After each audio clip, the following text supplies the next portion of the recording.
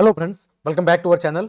कैसे हो आप सब? आई होप आप सब अच्छे होंगे और आप सब की वार्षिक परीक्षा की तैयारी भी अच्छे से चल रही होगी। तो आप सभी प्यारे विद्यार्थियों की रिक्वेस्ट को ध्यान में रखते हुए लेकर आ गया हूं कक्षा 9 की वार्षिक परीक्षा 2025 के लिए आपकी विज्ञान विषय का बिल्कुल ओरिजिनल परीक्षा पेपर, जो कि 28 अप्रैल को होने वाली आपकी वार्षिक परीक्षा के अंदर निश्चित रूप से छपेगा। काफी मोस्ट इंपॉर्टेंट वायरल पेपर है जो आपकी परीक्षा की दृष्टि से बहुत ही ज्यादा महत्वपूर्ण है और इसमें से कई सारे प्रश्न आपकी वार्षिक परीक्षा के पेपर में निश्चित रूप से देखने को मिलेंगे। अतः आप सभी प्यारे विद्यार्थियों से रिक्वेस्ट है, पेपर को अच्छे से तैयार कर ले ताकि आपकी परीक्षा की तैयारी बहुत ही बेहतरीन ढंग से हो सके। तो चलिए क्लास शुरू करते हैं। पेपर 3 घंटे 15 मिनट का है और आपका 100 अंकों का पेपर होगा। आपके सामने कुछ सामान्य निर्देश दिए हुए हैं। सभी प्रश्नों के उत्तर लिखना अनिवार्य है। सभी प्रश्नों के अंक भार प्रश्न के आगे दिए हुए हैं और जो विद्यार्थी है वो सर्वप्रथम पेपर के ऊपर अपना क्या लिखेगा? रोल नंबर लिखेगा। देखिए, सबसे पहले प्रश्न के तहत वस्तुनिष्ठ प्रश्न पूछे गए हैं, यानी एमसीक्यू वाले प्रश्न पूछे गए हैं। पहला है, पदार्थ की वह अवस्था कौन सी है जिसमें इसका आकार और आयतन दोनों ही निश्चित होते हैं? पदार्थ की वह कौन सी अवस्था है जिसमें उसका आकार और आयतन दोनों ही निश्चित होते हैं? तो वो किसमें होते हैं? ठोस अवस्था के अंदर। फिर बात करूं गैस की, तो गैस के अंदर आकार और आयतन दोनों ही निश्चित नहीं होते हैं। फिर बात करें द्रव की, तो द्रव के अंदर आकार निश्चित नहीं होता है लेकिन आयतन क्या होता है? निश्चित होता है। तो यह भी आपको ध्यान रखना है। दूसरा है, निम्नलिखित में से कौन सा यौगिक का एक उदाहरण है? इसमें से यौगिक का उदाहरण कौन है? यौगिक में क्या होता है? दो या दो से अधिक तत्व एक निश्चित अनुपात के अंदर मिलकर क्या करते हैं? एक नए पदार्थ का निर्माण करते हैं। तो देखो, सिल्वर चांदी क्या है? एक धातु है। सोडियम ये भी एक धातु है। हाइड्रोजन एक गैस है। तो यौगिक क्या है? आपका जल है, क्योंकि जल के अंदर हाइड्रोजन और ऑक्सीजन दो अलग अलग आपके परमाणु मिलकर एक निश्चित अनुपात में 2:1 के अंदर मिलकर क्या करते हैं? यौगिक जल का निर्माण करते हैं। आगे बढ़ते हैं। तीसरा है, अमोनियम सल्फेट का अणुसूत्र है। तो अमोनियम सल्फेट का जो अणुसूत्र होता है वो होता है NH4 2SO4। क्या होता है? NH4 2SO4 होता है। आगे बढ़े। चौथा है आपका, वो दिया हुआ है कि नाइट्रिक अम्ल HNO3 का अणुभार क्या होगा? तो देखो यहां पर H plus N plus oxygen के कितने परमाणु हुए? 3। तो हाइड्रोजन का कितना होता है? 1। नाइट्रोजन का कितना होता है? 14। और ऑक्सीजन का कितना होता है? तो 3 × 16, तो 48 + 15। 48 और 15 को जोड़ेंगे तो कितना हो जाएगा? 63 परमाणु इकाई। तो इसका सही उत्तर होगा बी। पांचवा है, सोडियम का सही इलेक्ट्रॉनिक विन्यास निम्न में से कौन सा है? देखो, सोडियम का परमाणु क्रमांक कितना होता है? 11। तो पहले कोष में 2, दूसरे कोष में 8 और तीसरे कोष के अंदर 1 इलेक्ट्रॉन होगा। तो 2, 8 और 1 इसका सही इलेक्ट्रॉनिक विन्यास है। छठा है, कोशिका का शक्ति ग्रह किसे कहते हैं? तो कोशिका का शक्ति ग्रह कहते हैं, वो कहते हैं माइटोकॉन्ड्रिया को। फिर सातवां, कोशिका में केंद्रक की खोज किसने की थी? तो केंद्रक की खोज की थी, वो की थी रॉबर्ट ब्राउन ने। रॉबर्ट हुक ने किसकी खोज की थी? मर्त कोशिका की खोज। ल्यूवेनहॉक ने किसकी खोज की थी? जीवित कोशिका की खोज। तो यह भी आपको ध्यान रखना है। आठवां है, मनुष्यों के द्वारा सुनी जाने वाली श्रव्य आवृत्ति की प्रास कितनी होती है? यानी मनुष्य के द्वारा जो ध्वनि सुनी जा सकती है उस ध्वनि की उसकी जो आवृत्ति है, उसकी जो प्रास है, रेंज है, वो कितनी होती है?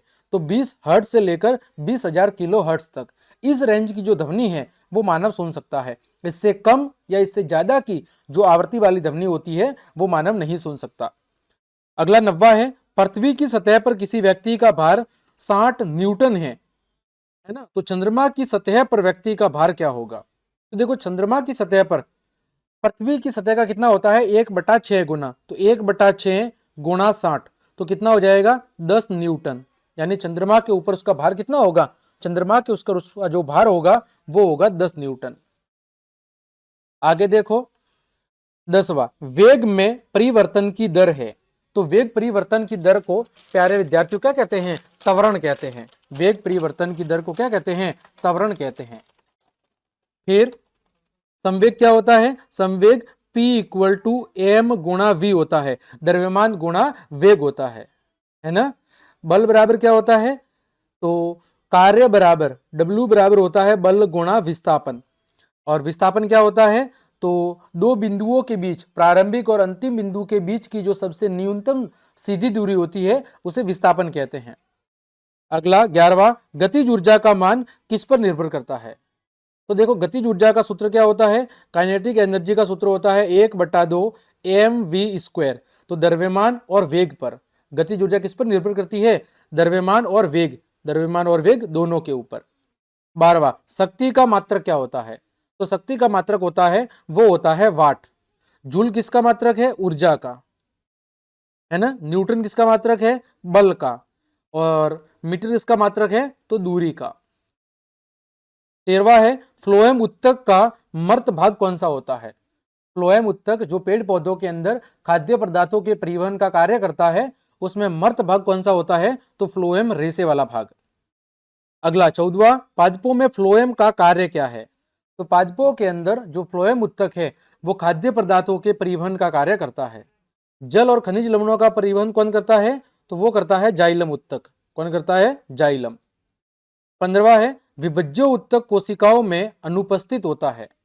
तो जो विभज्य उत्तक कोशिकाएं होती है उसमें कोलेन काइमा अनुपस्थित होता है। 16वां, न्यूटन की गति का प्रथम नियम क्या कहलाता है। तो न्यूटन की गति का जो प्रथम नियम है वो कहलाता है जड़त्व का नियम।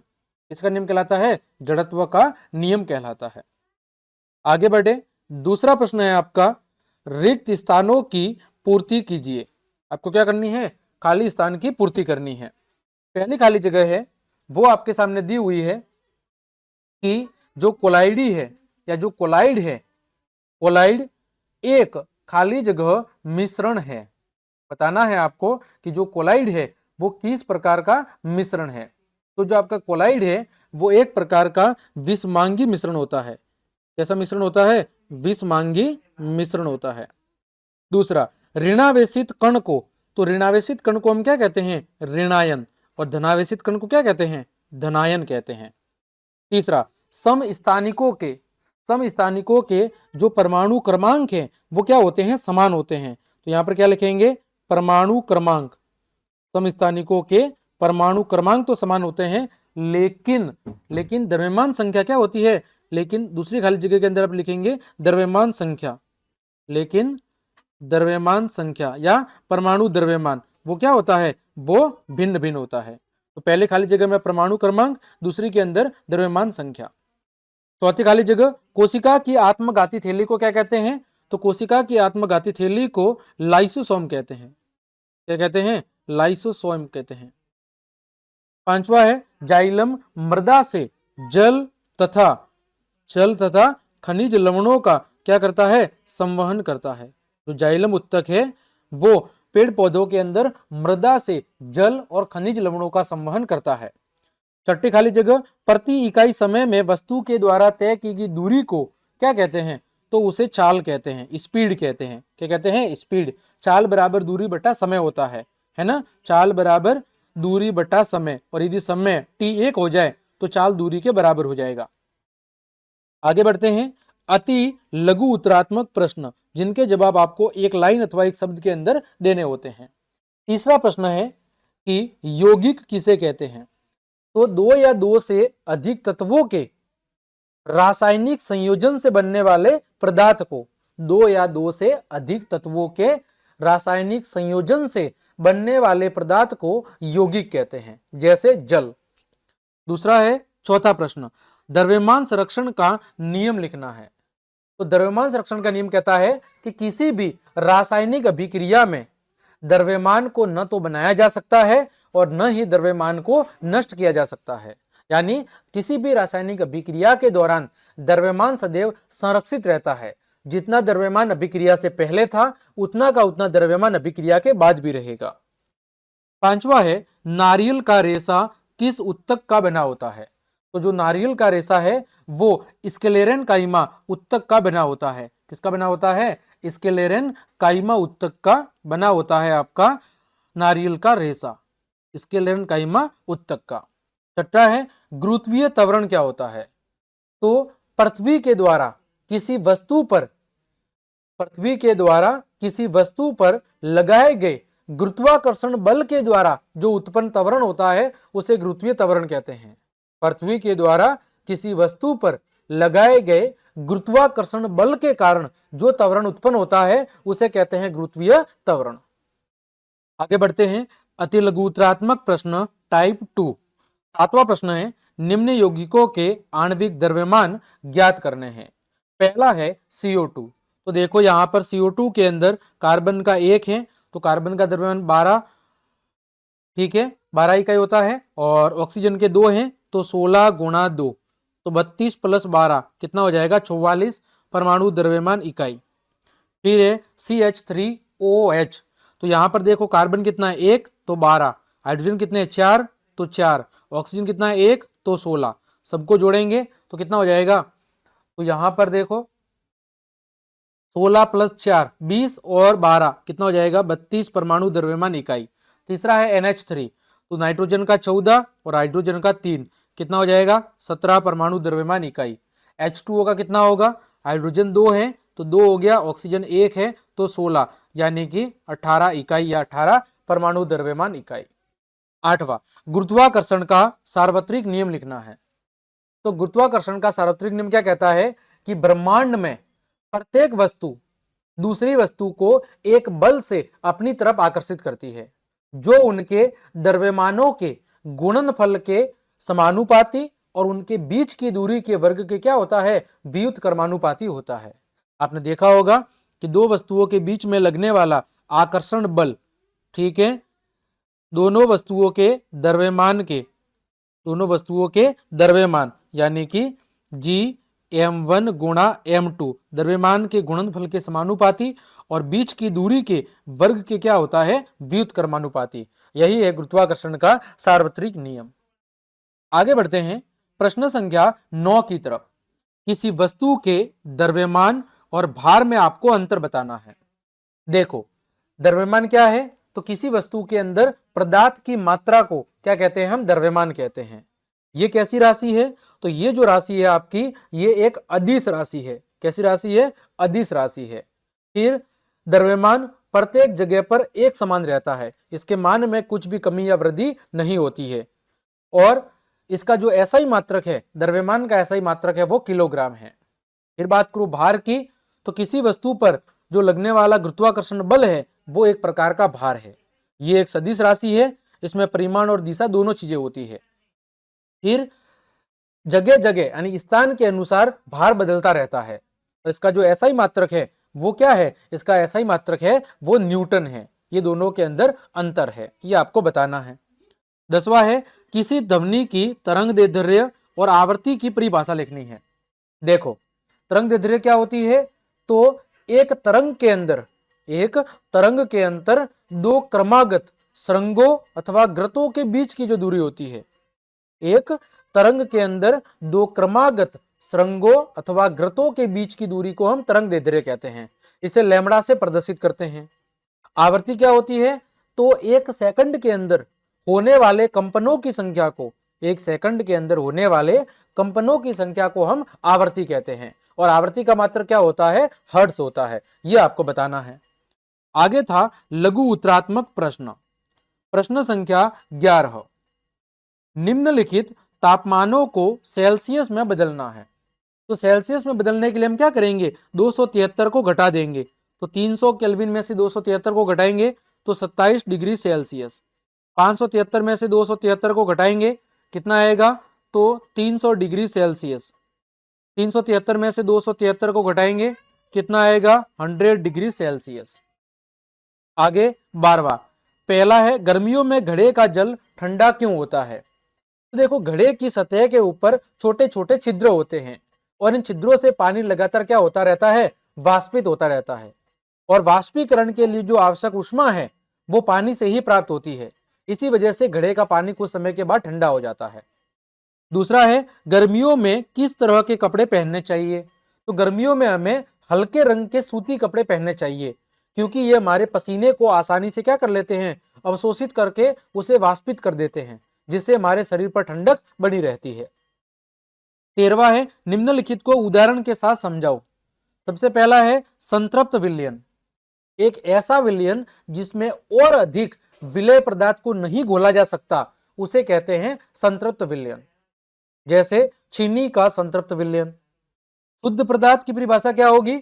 एक ऐसा पदार्थ जो केवल एक ही प्रकार के कणों से मिलकर बना होता है उसे क्या कहते हैं? उसे शुद्ध पदार्थ कहते हैं। जैसे सोना और चांदी। फिर कोलाइड की बात करें तो एक ऐसा विषमांगी मिश्रण जिसमें विलय के कण पूरे विलयन के अंदर एक समान रूप से फैले होते हैं, लेकिन नग्न यानी खुली आंखों से उन्हें देखा नहीं जा सकता, उन्हें कहते हैं कोलाइड। जैसे दूध और धुआं, ये किसके उदाहरण है? कोलाइडी विलयन के।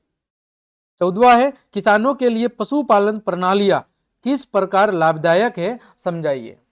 तो किसानों के लिए जो पशुपालन है वो महत्वपूर्ण या लाभदायक इसलिए है क्योंकि किसानों को दूध, मांस, अंडे, ऊन जैसे सारे ही पदार्थ पशुपालन से प्राप्त होते हैं। पशुओं का गोबर खाद के रूप में काम में लिया जा सकता है। पशु कृषि कार्य के अंदर भी मदद लेते हैं। अतः पशुपालन प्रणालियां किसानों के लिए फायदेमंद है। अगला है 15वां, गति के तृतीय नियम को उदाहरण के साथ समझाना था। तो गति का जो तृतीय नियम है वो कौन सा नियम है? क्रिया प्रतिक्रिया का नियम है। इस नियम के अनुसार प्रत्येक क्रिया की एक समान लेकिन विपरीत क्या होती है? प्रतिक्रिया होती है।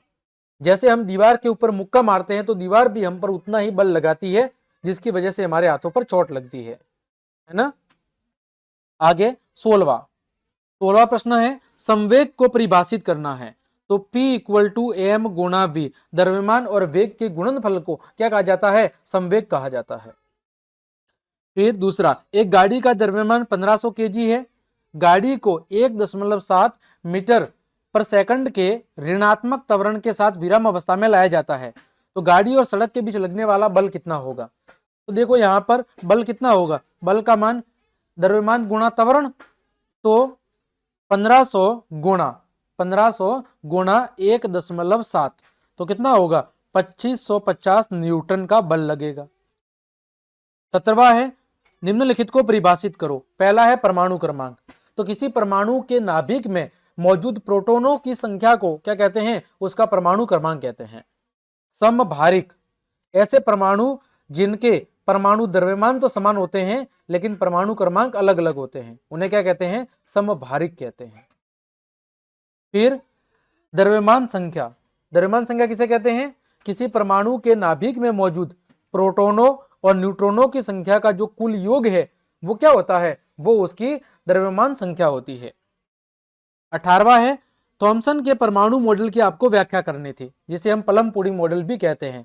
थॉमसन ने क्या बताया था कि परमाणु एक धनावेश का गोला है जिसमें इलेक्ट्रॉन जगह जगह पर फंसे होते हैं। 19 है आपको चाल और वेग के अंदर अंतर बताना है। चाल क्या है? किसी वस्तु के द्वारा इकाई समय में तय की गई दूरी को चाल कहते हैं। चाल बराबर दूरी बटा समय होता है। वेग क्या है? तो किसी वस्तु के द्वारा इकाई समय में एक निश्चित दिशा में तय की गई दूरी को वेग कहते हैं। यानी कि वेग बराबर क्या होता है? विस्थापन बटे में समय होता है। वेग क्या होता है? वेग बराबर विस्थापन बटे में समय होता है। ठीक। आगे 20वां प्रश्न है, वो है किसी वस्तु की गतिज ऊर्जा क्या होती है? इसका व्यंजक लिखो। तो किसी वस्तु में उसकी गति के कारण जो उत्पन्न होने वाली ऊर्जा है उसे गतिज ऊर्जा कहते हैं। इसका व्यंजक क्या होता है? तो व्यंजक होता है गतिज ऊर्जा बराबर 1/2 mv²। दूसरा, किसी घर में एक महीने के ऊर्जा की 250 यूनिट खर्च हुई है, तो ये ऊर्जा जूल के अंदर कितनी होगी? तो जूल में कैसे बदलेंगे?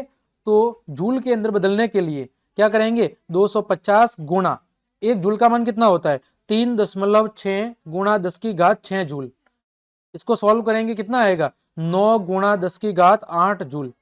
कितना आएगा? 9 गुणा 10⁸ जूल आएगा। ठीक। आगे बढ़े निबंधात्मक प्रश्न की तरफ। 21वां है निम्नलिखित यौगिकों के नाम लिखने हैं। पहला क्या है? कैल्शियम कार्बोनेट, CaCO3 यानी कैल्शियम कार्बोनेट। दूसरा है KNO3 यानी पोटेशियम नाइट्रेट। तीसरा है Al2SO4 aluminium sulphate, aluminium sulphate. चौथा है CaCl2 यानी कैल्शियम क्लोराइड। ठीक।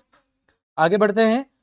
22 का पहला है प्रोकैरियोटिक और यूकैरियोटिक कोशिकाओं में आपको अंतर बताना था। दूसरे में पादप कोशिका का एक स्वच्छ और नामांकित चित्र बनाना है। 23वां का पहला है पौधों में वाष्प उत्सर्जन के कार्यों का उल्लेख करना है। और दूसरा है तंत्रिका कोशिका यानी न्यूरॉन का आपको एक नामांकित चित्र बनाना है। क्या करना है? न्यूरॉन का एक नामांकित चित्र बनाना है।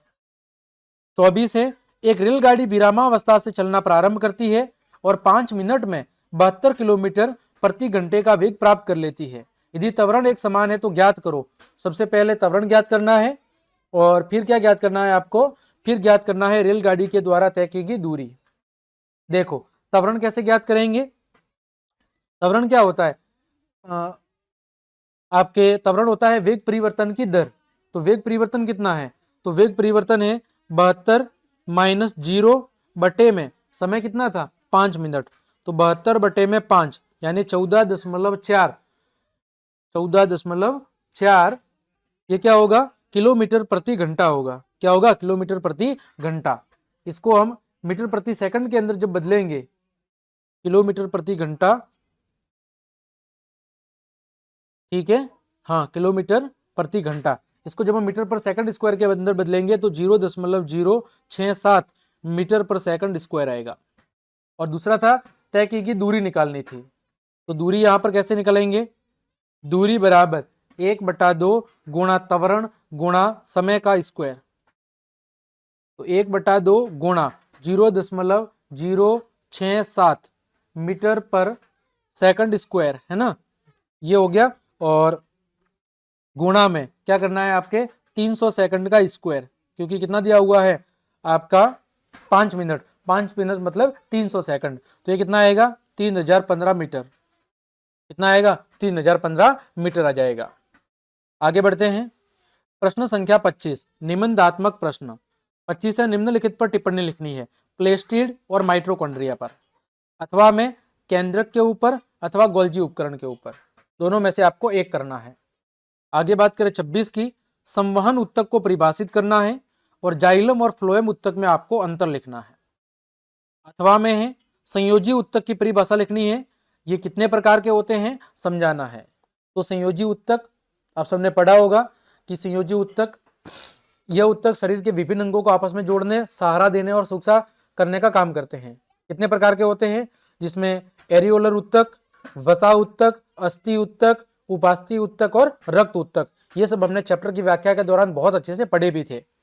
27 से पराध्वनि क्या होती है, इसके अनुप्रयोग लिखने हैं। अथवा में है ध्वनि का अनुरणन क्या होता है और इसको कम करने के उपाय लिखने हैं। 28 है अंतरा फसलीकरण किसे कहते हैं, इससे होने वाले लाभ यानी फायदे बताने हैं। अथवा में है आनुवांशिक फेरबदल क्या है, कृषि प्रणालियों में यह कैसे उपयोगी है। तो प्यारे विद्यार्थियों, यह था कक्षा 9 विज्ञान विषय की वार्षिक परीक्षा 2025 का पेपर। यदि आप चाहते हैं कि इस पेपर को मैं एक एक प्रश्न को बहुत अच्छे से सॉल्व भी करवाऊं तो आप मुझे कमेंट कर देना। यदि कमेंट 100 से ज्यादा होगी तो मैं निश्चित रूप से पेपर को बहुत अच्छे से सॉल्व भी करवाऊंगा। उम्मीद करता हूं मेरे द्वारा दी गई जानकारी आपके लिए उपयोगी साबित होगी।